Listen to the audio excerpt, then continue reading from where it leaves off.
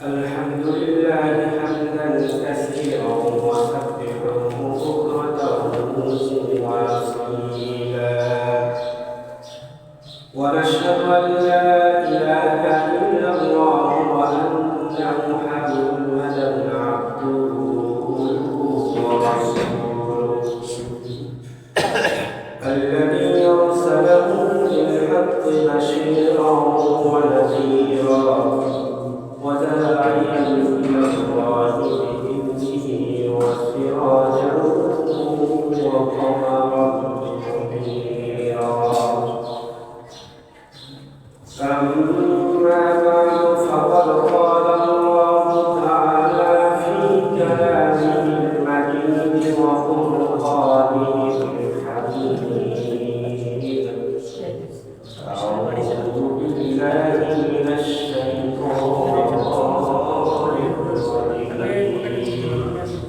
بسم الله الرحمن الرحيم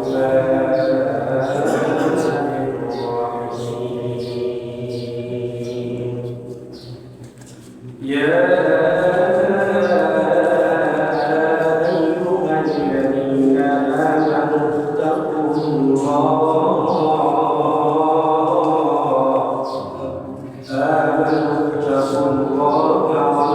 ولتنظر نفس ما قدمت لغد واتقوا الله إن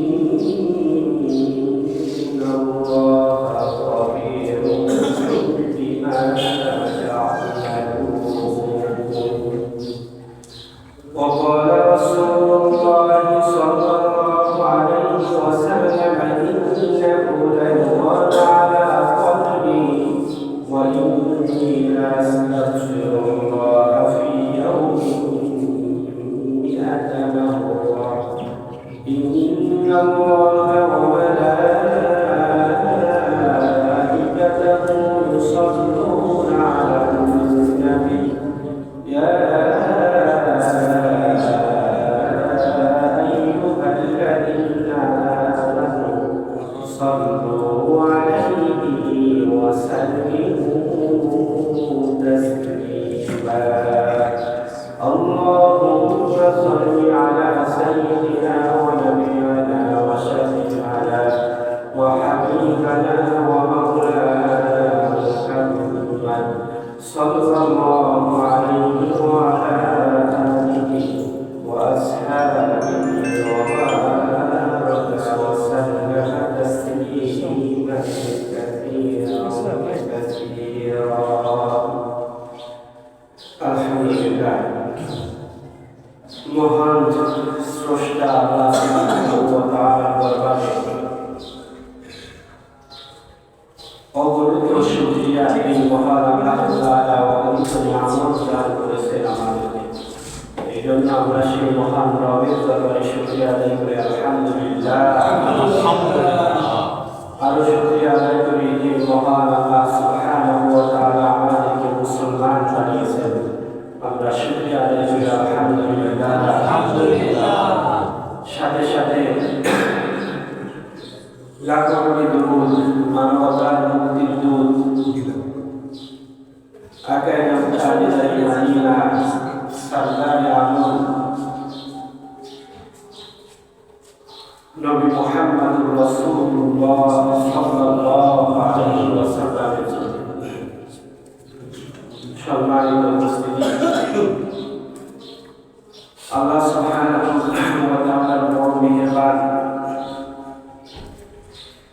আমাদের অন্তরকে আল্লাহ তাআলা তার দিকে মনোনিবেশ করার মতন সুযোগ আল্লাহ তাআলা আমাদেরকে করে দিয়েছেন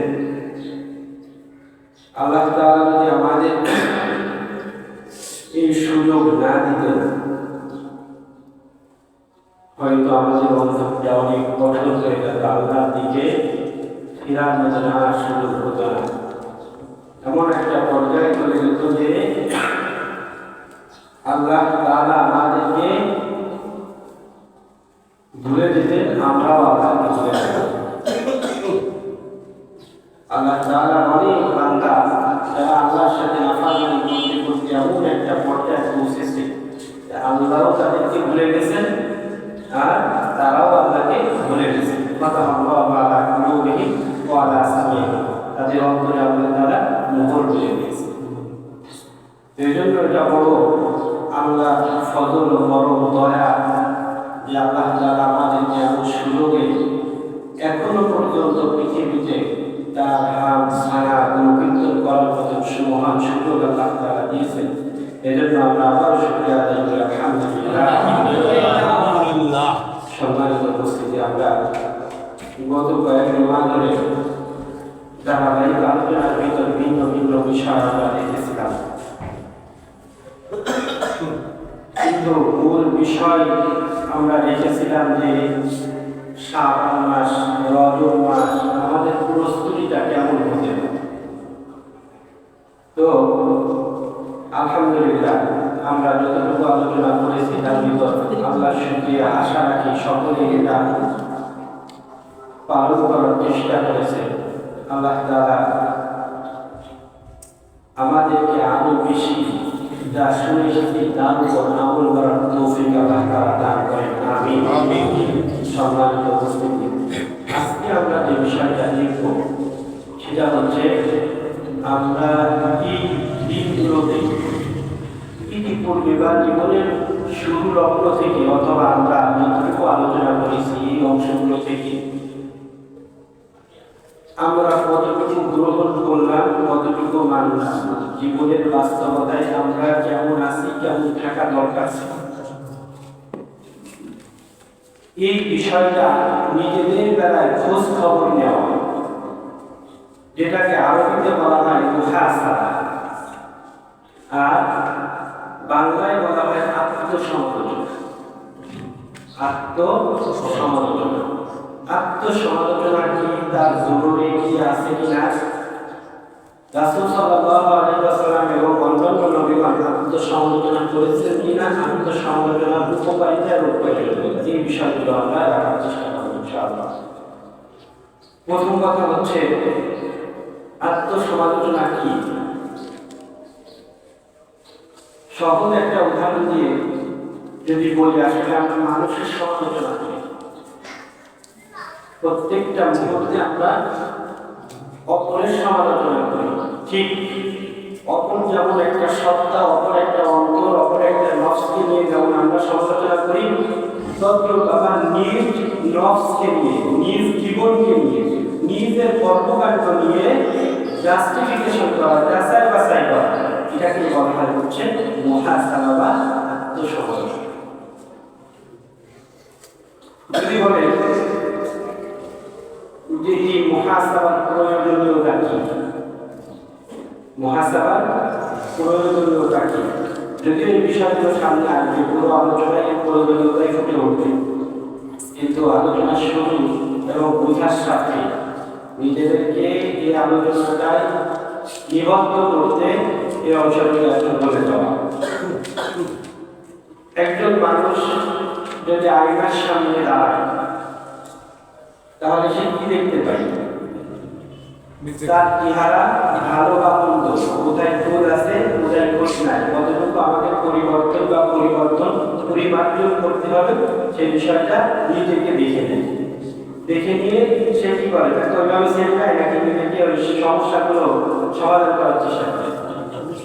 করার চেষ্টা করে, ঠিক তদ্রূপ একজন মানুষ যখন দিন অন্তে, রাতের প্রভাবে অথবা নির্ধারিত সময়ে যখন মুহাসাবা করবে, আত্মসমালোচনা করবে, তখন যেমন একজন ব্যক্তি আয়নার সামনে দাঁড়িয়ে নিজের চেহারা, চুল, নিকুল ইত্যাদি দেখতে পেল, তদ্রূপ তার আত্মা, তার জীবনের, তার কর্মকাণ্ডের, তার চলাফেরা, উঠা বসা, লেনদেন ইত্যাদিতে কতটুকু ভুল হয়েছে, কি ভুল হয়েছে, এই বিষয়গুলো সে দেখতে পাবে। সে দেখতে পাবে যে তার জীবন পরিচালনা কিভাবে করা দরকার ছিল, কি দায়িত্ব ছিল পৃথিবীতে, আল্লাহর দেওয়া বিধানের কতটুকু সে পালন করলো, সে নামাজ পড়লো কি পড়লো না, নামাজ পড়লে সেই নামাজের খুশু কেমন ছিল, সে কোনো ইবাদত করলো কিনা, সে কারোর সাথে খারাপ ব্যবহার করলো কিনা, করলেও সেখানে কি দরকার ছিল, পড়া বলে এখন কি করণীয়, আমার পরিবার কেমন, আমার পরিবারের কেমন হওয়া দরকার ছিল, আমার সন্তানদের নীতি আমার উপর কেমন, কোন নীতি প্রয়োগ করতেছি, দুনিয়ায় আল্লাহ তাআলা জীবন দান করেছেন, এই জীবনের কোন অংশ আমি কিভাবে ব্যয় করলাম আজকে এই দিনে বা এই ফলে, এই বিষয়গুলো সে দেখে নিজেকে শুধরাতে পারবে। সম্মানিত এটাই হচ্ছে আত্মসমালোচনা। যে ব্যক্তি যত বেশি আত্মসমালোচনা করতে পেরেছে সে তত আল্লাহর কাছে প্রিয় পাত্র হয়ে উঠেছে। দেখেন আমরা এবার ইতিহাস দেখে আসি। আত্মসমালোচনা সর্বপ্রথম কোথায় হয়েছে? আত্মসমালোচনা সর্বপ্রথম কোথায় হয়েছিল, কিভাবে হয়েছিল? মানুষের সৃষ্টি লগ্নে সর্বপ্রথম মানুষ হযরতে আদম আলাইহিস সালাম। এই ইতিহাস আমি বলবো না, যেহেতু দেখা সকলের ইতিহাস। তাদেরকে জান্নাতে থাকতে দিল, তারা ভুল করে ফেলল, তাই না? ভুল করার পরে তাদেরকে নামিয়ে দিল। এখন তো আদম আলাইহিস সালাম বুঝতে পারতেছে যে আসলে আমার ভুল হয়ে গেছে, কিন্তু আমাদের দৃষ্টি থেকে, আমাদের দৃষ্টিতে আদম আলাইহিস সালামকে শয়তানে ধোঁকা দিয়েছে। দোষটা কার? শয়তানের। স্বাভাবিক হিসাব কি? দোষ টাকা শয়তানের, তাই না? আমরা যদি বলি এগুলো সব কিন্তু আল্লাহর পরিকল্পনা ছিল, সব কিছু ঠিক আছে, কিন্তু ব্যক্তির স্থান থেকে, আত্মার স্থান থেকে বিষয়টা কেমন হয়ে গেছে। আদম আলাইহিস সালাম যখন আল্লাহর কাছে নত হলেন, ভুল বুঝতে পেরেছেন, তখন আদম আলাইহিস সালাম কি বলেছিলেন? সূরা আরাফ ৮ নম্বর পারা ১২ নম্বর পৃষ্ঠা সর্বপ্রথম আয়াত। হযরত আদম আলাইহিস সালাম বলেছিলেন যে قالوا ربنا ظلمنا أنفسنا وإن لم تغفر لنا وترحمنا لنكونن من الخاسرين। ويا الله আমি আমার নিজ আত্মার উপর জুলুম করে ফেলেছি। আদম আলাইহিস সালাম শব্দ কি ছিল? যালামনা, আমি জুলুম করেছি। আনফুসানা, আমার নিজের নফসের উপর আমি কি করেছি? জুলুম করে ফেলেছি। আদম আলাইহিস সালাম যদি বলতেন আমরা শয়তানের ধোঁকায় ভুল করে ফেলাইছি, শয়তান আমাকে ধোঁকা দিয়েছে, কত কথা বলার তার অপশন ছিল না? হ্যাঁ, ছিল কি না? ছিল না? কিন্তু আদম আলাইহিস সালাম কি করেছিলেন? বলেছিলেন ওয়ালো রব্বানা যালামনা আনফুসানা, ওয়া কোনো কিছুই না, বরং আমি নিজে আমার অন্তরের সাথে আমি জুলুম করে ফেলেছি। তাহলে শিক্ষাটা কি? এটাই হচ্ছে আত্মসমালোচনা। সবকিছুই আল্লাহর পরিকল্পনা, কিন্তু পৃথিবীর ঐতিহাসিক ভুল, মানব সৃষ্টি ঐতিহাসিক ভুল থেকে ক্ষমা প্রাপ্তি এবং সুপথে আসা, যথাযথ পথে আসা অন্যতম যে বার্তা আমাদেরকে শিখিয়ে দিলেন এই ভুল থেকে, সেটা হচ্ছে আত্মসমালোচনা। এরপরে আদম আলাইহিস সালাম বলেছিলেন যে রব্বানা যালামনা আনফুসানা ওয়া ইন লাম তাগফির লানা, ওয়া আল্লাহ ভুল তো করে ফেলেছি, তুমি যদি আমাকে ক্ষমা না করো, লানাকুনান্না মিনাল খাসিরিন, অবশ্যই অবশ্যই তোমার ক্ষমা ব্যতীত আমি কখনোই ভালো থাকতে পারবো না। তুমি যদি ক্ষমা না করো তাহলে আমি অবশ্যই অবশ্যই ক্ষতিগ্রস্তদের অন্তর্ভুক্ত হয়ে যাব। কার কথা এটা? আদম আলাইহিস সালামের কথা। আল্লাহ তাআলা কোরআনুল কারীমের সূরা আরাফে লিপিবদ্ধ করে দিলেন। সম্মানিত উপস্থিতি, তাহলে আত্মসমালোচনা যখন করে ফেলবেন তখনই কিন্তু আল্লাহ তাআলা তাকে ক্ষমা করে দেন। আমরা একটা ইতিহাস ভুল জানি যে আদম আলাইহিস সালাম আমাদের নবীর ওসিলায় দোয়া করেছিলেন, তাই তাকে ক্ষমা করে দেওয়া হয়েছিল। আমার যতটুকু ইলম আছে আমি এটা পাই।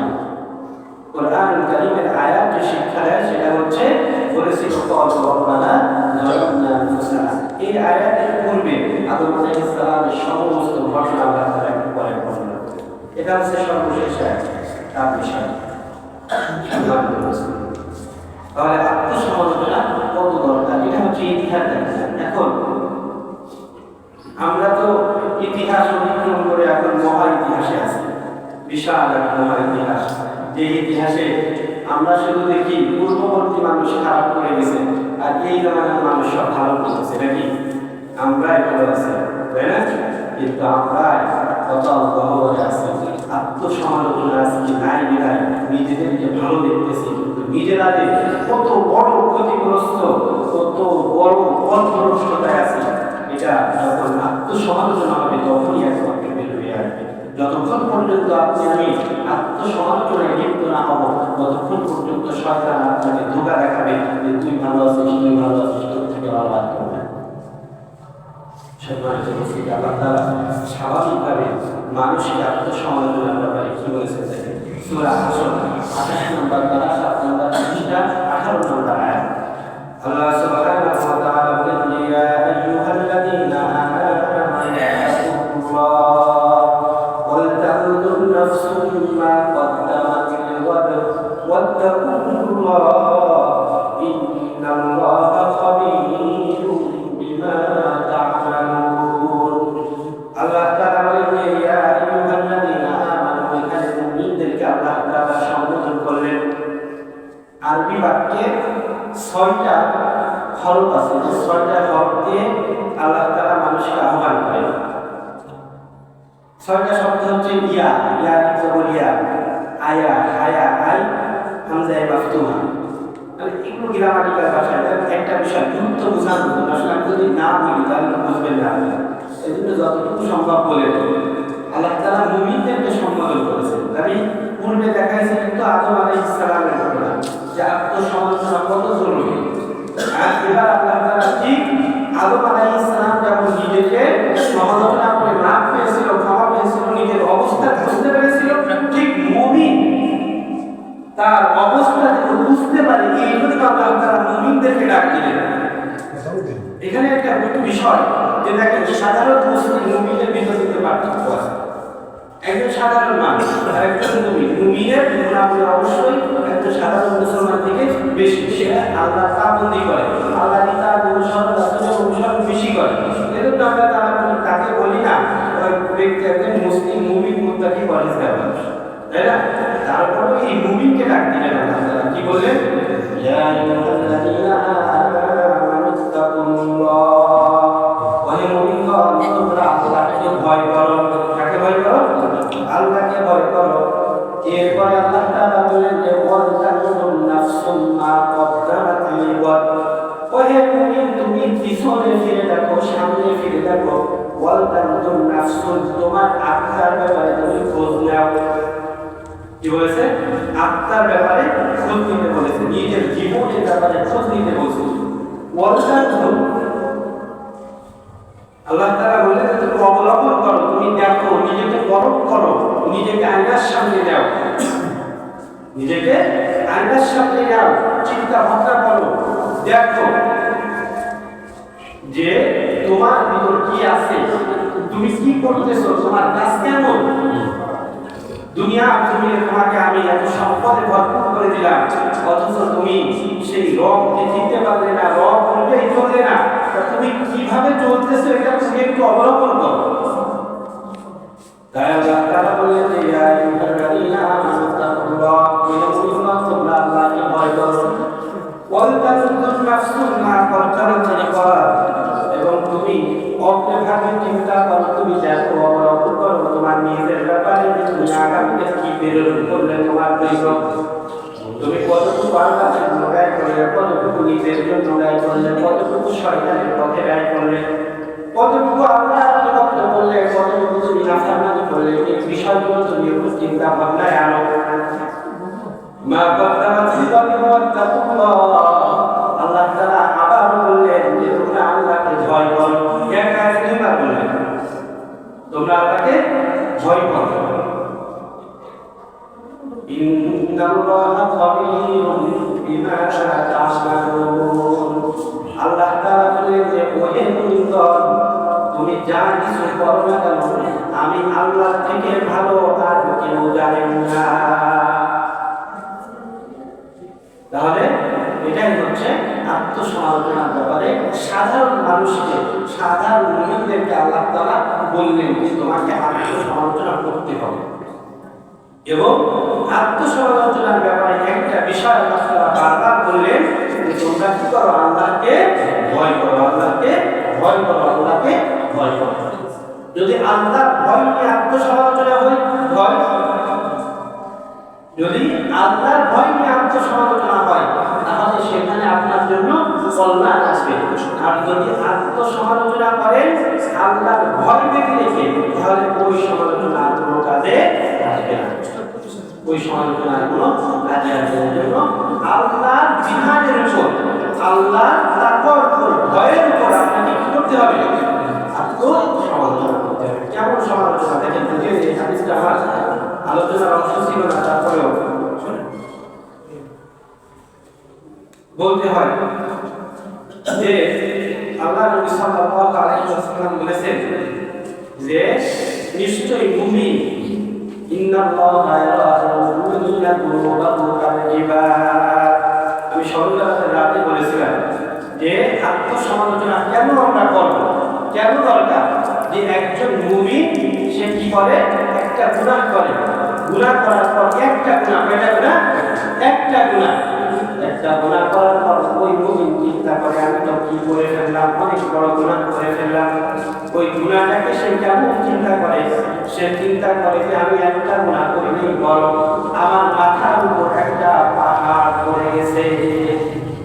একটা গুনাহ করেছে, করার পর সে চিন্তা করতেছে হায় আল্লাহ কত গুনাহ করলাম, কত গুনাহ, যে আমার মাথা দেখি একটা, আমার মাথার উপর পাহাড় এসে দাঁড়িয়ে আছে। এবং সে কি করে? এই ভয় করে যে এই পাহাড়টা যে কোনো মুহূর্তে আমার মাথার উপর কি করে পড়তে পারে। অপরদিকে মুমিনকে দিকে একজন মুনাফিক, একজন গুনাহগার, সে যখন গুনাহ করে তখন গুনাহ মনে করে না, বরং সে চিন্তা করে, সে দেখে তার গুনাহ করবে। হাদিসের ভাষা অনুযায়ী নবী মুহাম্মদ রাসূলুল্লাহ সাল্লাল্লাহু আলাইহি ওয়াসাল্লাম বলেন যে একজন খারাপ মানুষ, একজন গুনাহগার যখন গুনাহ করে তখন তার কাছে ওটাকে গুনাহ মনে হয় না, বরং সে তার পাশে দেখে শুধু ধুলা বাতাসে উড়ে চলে যাচ্ছে। আমার পাশে কোনো কিছু নাই, আমি তো পরিষ্কার, আমি পরিষ্কার, আমার কোনো গুনাহ নাই। আর একজন মুমিন একটা গুনাহ করার পর সে চিন্তা করে আমি অনেক বড় গুনাহ করে ফেলেছি, গুনাহ আমার পাহাড় সমান হয়ে গেছে এবং এই পাহাড় আমার মাথার উপর, তার মাথার উপর, আর এই পাহাড় যে কোনো মুহূর্তে তার উপর ভেঙে পড়তে পারে। এই জন্য সে কি করে? তাওবা। এই জন্য আল্লাহ সুবহানাহু ওয়া তাআলা সূরা আয়াতে বলেন যে ইয়া আইয়ুহাল্লাযীনা আমানু ওয়ালা তাকুনু কাল্লাযীনা নাসুল্লাহা ফানাসিয়াহুম ইন্নাল মুনাফিকিনা হুমুল ফাসিকুন। আল্লাহ সুবহানাহু ওয়া তাআলা বলেন যে ওয়ালা তাকুনু, তোমরা হয়ো না কাল্লাযীনা নাসুল্লাহ, ওই সমস্ত ব্যক্তিদের উপর যাদেরকে আল্লাহ তাআলা ভুলে গেছেন, যাদেরকে আল্লাহ তাআলা ভুলে গেছে, এই সমস্ত ব্যক্তিদের উপর তুমি হয়ো না, এই সমস্ত ব্যক্তিদের ন্যায় তুমি হয়ো না।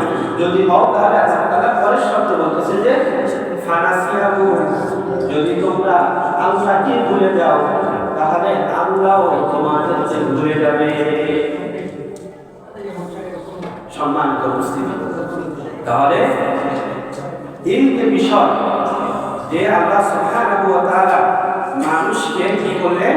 আত্মসমালোচনা, ব্যক্তি হিসেবে আল্লাহ আমাকে কি দিলেন এবং আমি কি করলাম, কি করতেছি, আল্লাহ দেওয়া বিশাল এই নিয়ামত, সময়ের মতো এত বড় এক নিয়ামত, এই নিয়ামত আমি কি কাজে লাগালাম, কতটুকু আমি আল্লাহর জন্য ব্যয় করলাম, কতটুকু আমি দুনিয়ার জন্য ব্যয় করলাম, কতটুকু আমি খারাপ পথে ব্যয় করলাম, কতটুকু আমি ভালো পথে ব্যয় করলাম, এই সমালোচনা কত জরুরি আল্লাহ তাআলা বারবার কোরআন কারীমের আয়াত দ্বারা এটা দেখিয়ে দিয়েছেন। সম্মানিত উপস্থিতি, আমরা দেখলাম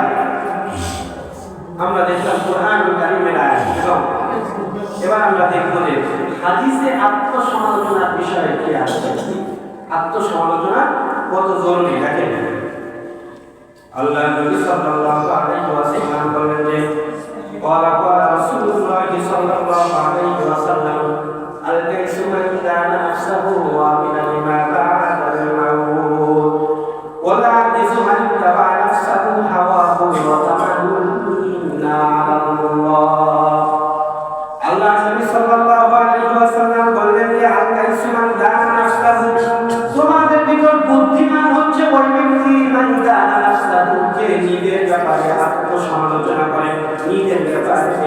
খবর নেয়। কার কথা বলেন? কার কথা? রাসূলুল্লাহ সাল্লাল্লাহু আলাইহি ওয়াসাল্লামের কথা। তিনি বললেন যে তোমাদের ভিতর বুদ্ধিমান হচ্ছে ওই ব্যক্তি যে ব্যক্তি মানকা নাফসাহু, যে ব্যক্তি নিজের অন্তর, নিজের কর্ম, নিজের জীবন, নিজের অর্থনৈতিক লেনদেন, সামাজিক লেনদেন, নিজের কাজকর্ম, উঠা বসা চলা ফেরা ইত্যাদি বিষয়ে কি মানতে রাতের আধারে যখন চোখের পানি ফেলে দিয়ে এই বিষয়ে চিন্তা করে ওই ব্যক্তি হচ্ছে তোমাদের ভিতর সব থেকে উত্তম। কিন্তু বাস্তব সমাজে চিত্র ভিন্ন।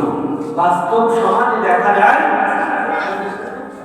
যে আমরা কত বেশি অপরের সমালোচনা করতে পারি, কত বেশি আমরা অপরের সমালোচনা করতে পারি। তাই কি সে ভালো করুক খারাপ করুক এটা কিন্তু সে দেখে না। তার চোখে যেটা ভালো মনে হয়, তার অন্তরে যেটা উদয় হয়, ও মনে হয় এটা করেছে, ব্যাস মনে হয় এর উপর কি করে যাচাই বাছাই যত সমালোচনা মানুষ শুরু করে, সেটা ভালো হোক খারাপ হোক, ভালো মানুষ হোক খারাপ মানুষ হোক, এগুলো হয় কিনা আমাদের সমাজে কত বেশি, অনেক বেশি হয়। অথচ আল্লাহ নবী এক হাদিসে বলেছেন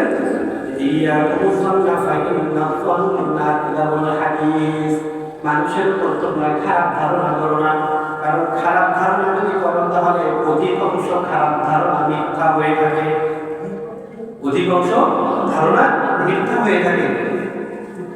আল্লাহ সুবহানাহু ওয়া তাআলা কোরআনুল কারীমের 26 নম্বর পারা 16 নম্বর পৃষ্ঠার সর্বপ্রথম আয়াতে আল্লাহ তাআলা বলেছেন যে ইজতানিবু কাসীরাম মিনাল যান্নি ইন্না বা'দাল যান্নি, আল্লাহ তাআলা বলেন তোমরা যে ধারণা প্রসূত কথা বলো, এই ধারণা প্রসূত কথা অনেক বড় গুনাহ, অনেক বড় গুনাহ।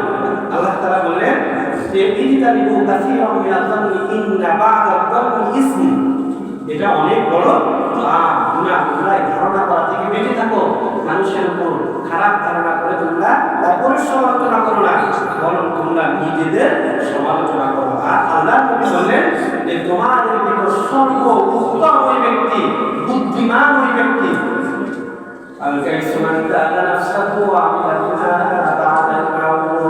যে ব্যক্তি নিজের ব্যাপারে সমালোচনা করে এবং আখিরাতের জন্য আমল করে।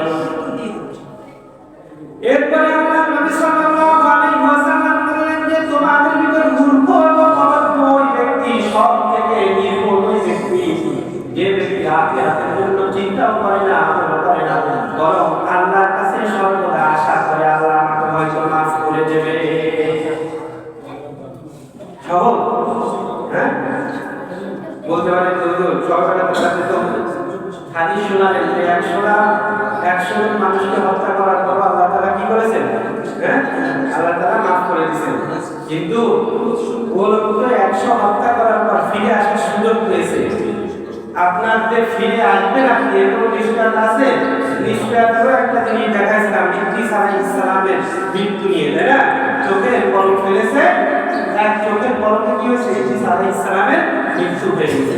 আপনি যে ফিরে আসবেন এর কি কোনো গ্যারান্টি আছে? আল্লাহ তো আপনাকে আয়াতে বলেছেন যে আল্লাহু আলা কুলুবিহিম ওয়া আলা সামিইহিম ওয়া আলা আবসারিহিম গিশাওয়াতুন ওয়া লাহুম আযাবুন আযীম। তাদের চোখে পর্দা ছাড়াই দেওয়া হয়েছে, তাদের কর্ণকুহরকে বন্ধ করে দেওয়া হয়েছে, অচিরেই তাদেরকে কঠিন শাস্তির ভিতরে নিক্ষিপ্ত করা হবে। এক নাম্বার তারা, দুই নাম্বার জিনিসটা তাহলে আপনি আমি শেয়ার করে কোনো গ্যারান্টি না, এই জন্য আমাকে কি করতে হবে? আত্মসমালোচনা করতে হবে, দেখতে হবে আমার জীবনকে কিভাবে আমি চালাচ্ছি, কিভাবে চালানো দরকার ছিল।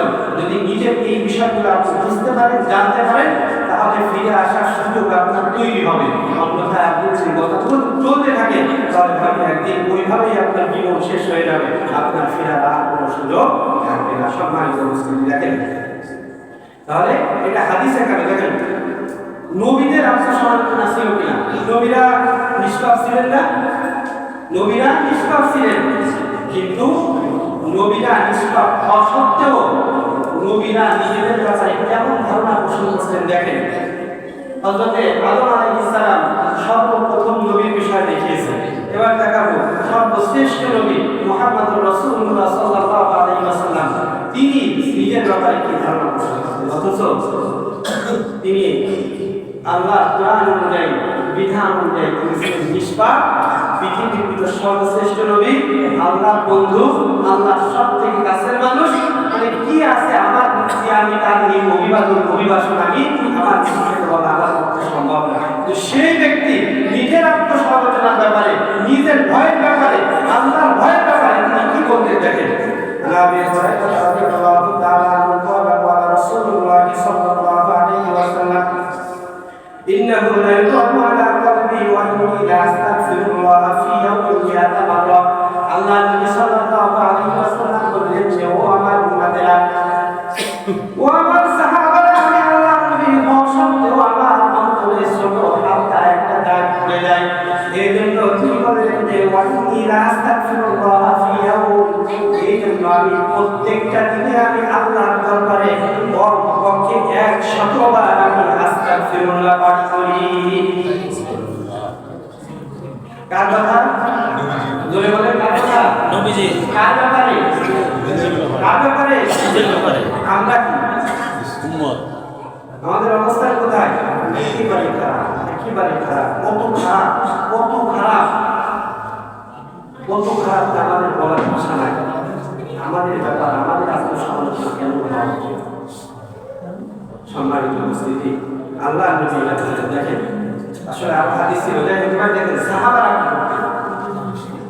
এ তো সর্বপ্রথম নবী, সর্বশেষ নবী, নিজের আত্মসমালোচনার ব্যাপারে, নিজের গুনার ব্যাপারে, নিজের কর্মকাণ্ডের ব্যাপারে তিনি এমন সতর্ক ছিলেন এবং এভাবে মুহাসাবা করতেন, আত্মসমালোচনা করতেন যে আমি কি করতেছি, কি করা দরকার, আল্লাহর দেয়া নিয়ামত কিভাবে ব্যবহার করা উচিত, কিভাবে ব্যবহার করতেছি, দুনিয়ার উদ্দেশ্য কি, আমি কোন উদ্দেশ্য আমার নিজেকে ব্যয় করতেছি, এই বিষয়গুলো তারা দেখতেন। সাহাবারা দেখেন কি করতেন।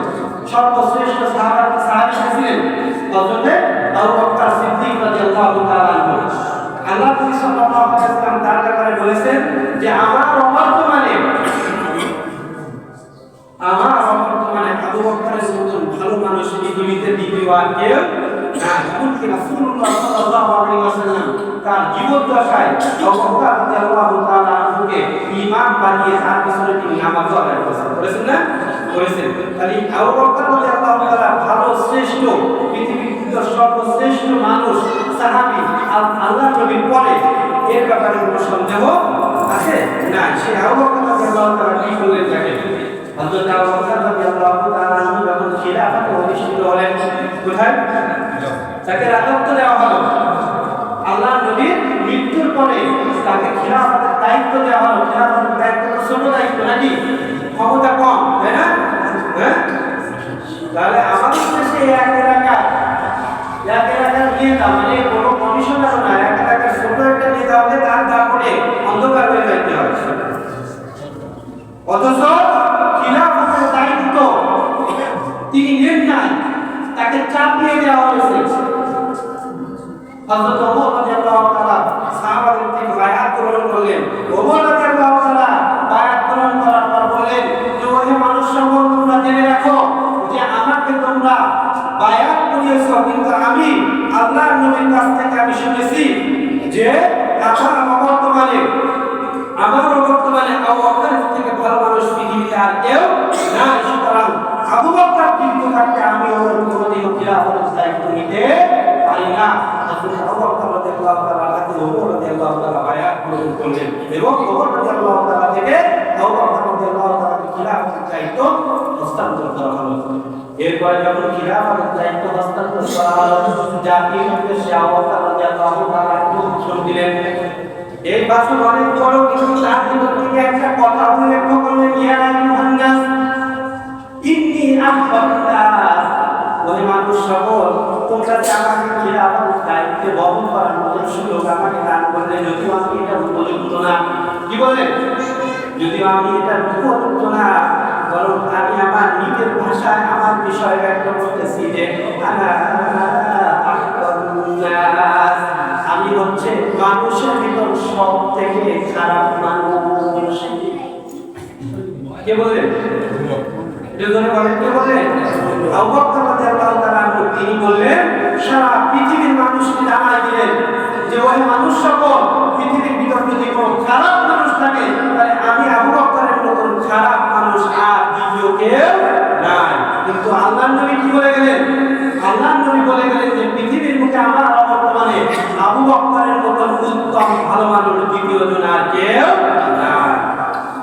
দেখেন তাহলে আত্মসমালোচনা কি চিন্তা করেন, একটু চিন্তায় আনে কি আত্মসমালোচনা। আল্লাহর নবীর ভাষায় বলে গেলেন যে তিনি হচ্ছে সর্বোত্তম মানুষ, আর তিনি নাকি মানুষের সামনে বলতেছেন যে আমার থেকে খারাপ মানুষ পৃথিবীতে আর কেউ। এ তো গেল আবু বকর রাদিয়াল্লাহু তাআলা আনহু। এরপরে দেখেন ওমর রাদিয়াল্লাহু তাআলা আনহু তিনি কি বলতেন? ওমর রাদিয়াল্লাহু তাআলা আনহু বলতেন আত্মসমালোচনা। আমরা তো খালি মানুষের সমালোচনা করে বেড়াই, অভাব নাই মানুষের সমালোচনা করতে। যখন মানুষের সমালোচনা করা শুরু হয় তখন মনে হয় কে প্রতিযোগিতায় বেশি হতে পারে, বড় হতে পারে। আমি যতটুকু বলবো আর একটু চিন্তা করে যে ওর থেকে বেশি বলবো। এই হচ্ছে আপনার আমার সমাজ। হযরত ওমর রাদিয়াল্লাহু তাআলা আনহু তিনি বলতেন যে তিনি কাঁদতেন রাতের আধারে, এত বেশি কাঁদতেন যে তিনি যখন সূরা তুরের 7 এবং 8 নম্বর আয়াত তিলাওয়াত করতেন, 7 নম্বর এবং 8 নম্বর আয়াত তিলাওয়াত করতেন যে ইন্নাদা রাব্বিকা লাওয়াকিয়া মা কুনদাফিন। এই আয়াতের অর্থ হচ্ছে নিশ্চয় আল্লাহ তাআলার আযাব বড় ভয়াবহ অবশ্যম্ভাবী। মা লাহুম দাফিন, যারা গুনাহগার তারা কখনোই আল্লাহ তাআলার এই আযাব থেকে তারা কখনো পরিত্রাণ পাবে না। আল্লাহ নবীর সাহাবী ওমর রাদিয়াল্লাহু তাআলা আনহু যখন এই আয়াত পাঠ করতেন, তাফসীরে ইবনে কাসীর রাহিমাহুল্লাহ এই আয়াতের ব্যাখ্যা লিখেছেন যে ওমর রাদিয়াল্লাহু তাআলা এত বেশি কাঁদতেন, এটা কান্নার চোখের পানির যে স্পর্শ, এই স্পর্শ এখানে বিদ্যমান হয়ে গিয়েছিল। চোখের পানি এত বেশি পড়ত যে তার এই চোখের গোড়া থেকে দাগ পড়ে গিয়েছিল। অপর একটা আয়াতে বর্ণনা করা হয়েছে তিনি বেহুশ হয়ে যেতেন, কাঁদতে কাঁদতে তিনি বেহুশ হয়ে যেতেন। হযরত ওমর রাদিয়াল্লাহু তাআলা আনহু বলতেন যে ও আমার ভাইরা, আল্লাহ যদি কোনো ব্যক্তিকে জাহান্নামে নিক্ষেপ করে, আমার কর্মকাণ্ড এত বেশি খারাপ, হয়তো আল্লাহ তাআলা জাহান্নামের উৎপাদন আমি ওমর দিয়ে করানো হবে। আবার এটা আশাও রাখতেন যদি কোনো ব্যক্তি জান্নাতে যায় তাহলে আমি ওমর আসবো। এটা হচ্ছে সাহাবাদের নমুনা, সাহাবাদের আত্মসমালোচনার বিষয় ছিল। হযরত ওমর রাদিয়াল্লাহু তাআলা আনহু একটা কথা বলতেন যে তিনি বলতেন হাসাবু আনফুসাকুম ক্বাবলা আন তুহাসাবু। ওহে ভাইরা, তোমাদের কাছে সেই বিচার দিনের হিসাব আসার আগে, কিয়ামতের দিন আসার পূর্বে নিজেদের ব্যাপারে নিজেরা তোমরা হিসাব করো। যদি তোমরা নিজেদের ব্যাপারে নিজেরা হিসাব করতে পারো, আশা করা যায় কিয়ামতের ময়দানে তোমাদের জন্য হিসাব সহজ হয়ে যাবে। কিয়ামতের ময়দানে তোমাদের জন্য হিসাব সহজ হয়ে যাবে। আর নিজেদের আমল তোমরা পরিমাপ করো। যদি নিজেদের আমলগুলো পরিমাপ করতে পারো তাহলে হয়তো আমলের পাল্লা তোমাদের জন্য কি হয়ে যাবে, ভারী হয়ে যাবে। এখন কথা হচ্ছে মানুষ কেন সমালোচনা করে, আত্মসমালোচনা কেন দরকার মানুষের? দেখেন রাসূলুল্লাহ সাল্লাল্লাহু আলাইহি ওয়াসাল্লাম বলেছেন যে লা তাসালু কদামা ইয়াউমাল কিয়ামাতি হাত্তা ইসালু আন আমরিহি। আল্লাহ নবী সাল্লাল্লাহু আলাইহি ওয়াসাল্লাম বলেন যে কিয়ামতের ময়দানে মানুষ কয়েকটা বিষয়ের হিসাব কিন্তু এক চুলও করতে পারবে না, এক চুলও করতে পারবে না। আল্লাহ নবী সাল্লাল্লাহু আলাইহি ওয়াসাল্লাম বলেন যে উমরা পুরা জীবনের বয়সের হিসাব দেওয়া লাগবে, যে এই জীবনটা তুমি ফিমা কিভাবে ব্যয় করেছো, এই ব্যয়ের হিসাব কিন্তু কিয়ামতের ময়দানে এক চুলও কেউ আগাতে পারবে না। ওয়ালা আমালিহি মাযা আমালফি, তুমি কি আমল করেছো, এই আমলের হিসাব কিন্তু কিয়ামতের ময়দানে এক কিন্তু আগাতে পারবে না। ওয়া মালিহি মিন আইনা ইকতাসাবহু, আল্লাহ নবী সাল্লাল্লাহু আলাইহি ওয়াসাল্লাম বলেন যে তোমার অর্জিত সম্পদ তুমি কিভাবে ব্যয় করেছো, এটা আল্লাহর দরবারে হিসাব দেওয়া তুমি এক চুলও বসতে পারবে না। মা ইকতাসাবহু, এবং এই সম্পদ তুমি কিভাবে অর্জন করেছো, ওয়াফিমা আফনা, এবং তুমি কিভাবে তা ব্যয় করেছো, এই হিসাব আল্লাহর দরবারে দিতে হবে। ওয়ান ইসমিহি ফিমা বালাগু ফিমা আবলাগু, আল্লাহ নবী সাল্লাল্লাহু আলাইহি ওয়াসাল্লাম বলেন যে তোমার এই জীবনের অংশ, তোমার যে বডি, তোমার এই শরীর, এই শরীরের যে শক্তি, এই শক্তি তোমাকে আল্লাহ দান করেছে, এই শক্তি তুমি কোন কাজে ব্যয় করেছো, কিভাবে ব্যয় করেছো, এই উত্তর ব্যতীত তুমি কিয়ামতের ময়দানে এক বিন্দু পর্যন্ত তুমি সামনে অগ্রসর হতে পারবে না। তাহলে আত্মসমালোচনার দরকার আছে কিনা? একটু জোরে বলেন, দরকার আছে কিনা? আমরা পরে সমালোচনা করবো না, পরে কি আছে, অন্যে কি আছে, এটা তার উপর ছেড়ে দেন। আত্মসমালোচনা এত বেশি হয়ে গেছে, কিছু কিছু জায়গায় সব থেকে বেশি সমালোচনা হয় ব্যবসায়ীকে নিয়ে, সব থেকে বেশি সমালোচনা হয় মসজিদের মুয়াজ্জিন খাদেমকে নিয়ে। এই বিষয়গুলো আমাদের খেয়াল রাখতে হবে। আমরা যে এই মহল্লা একেবারে বাদ তাও না। এই জন্য আল্লাহ সুবহানাহু ওয়া তাআলা অপরের আত্মসমালোচনা বাদ দিয়ে নিজের সমালোচনা করে খুব তাড়াতাড়ি রমাদান আমাদের কাছে আগমন করবে।